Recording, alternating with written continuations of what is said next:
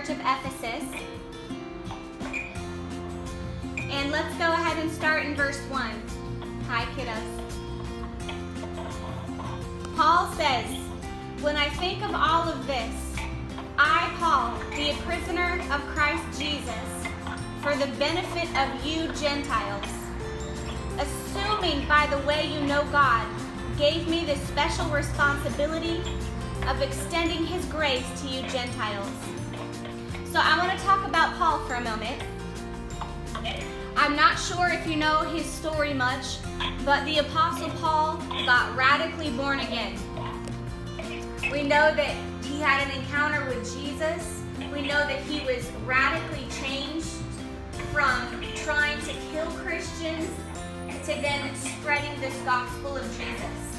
He was a very, very religious man, and many people wanted to follow him because of what God did in him. And the Apostle Paul says, "Follow me as I follow Christ." And that is the most important thing as a leader, Bishop, is that we are always pointing people to Jesus. We're not pointing people to ourselves. We're not pointing people to other leadership. We point people to Jesus. The Apostle Paul said, "Follow me as I follow Jesus." And so the Apostle Paul, we see his story of his radical experience of getting born again in Acts chapter 9 all the way up through Acts chapter 28. So here we see that the Apostle Paul is writing this letter to the believers in the church of Ephesus in his faithfulness. He will turn it around for our good and for his glory. Amen? Okay, so what happens is he's on this boat. He's a prisoner on the boat. And there is this big, this huge storm that happens. And the jailers, they're thinking, "Oh my gosh, we need to kill all of these prisoners. We cannot allow them to get onto the island. We must kill them." And the Apostle Paul stands up and he says, "No, you will not lose one person. We will be fine and we will not run."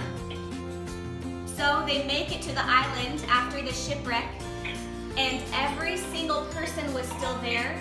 They did not run.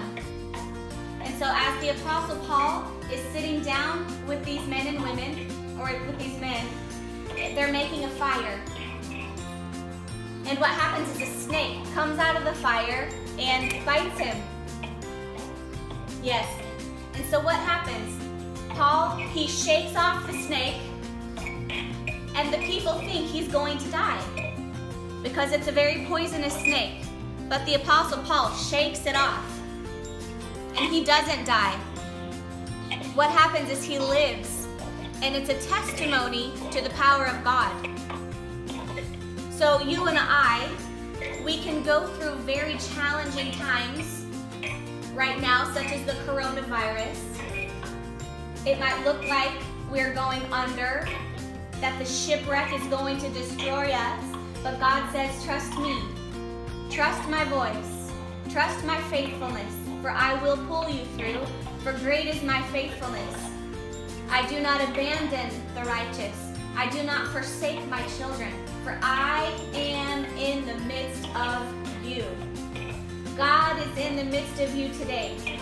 Even when it's hard, even when you want to quit, God is in the midst of you when it doesn't make sense.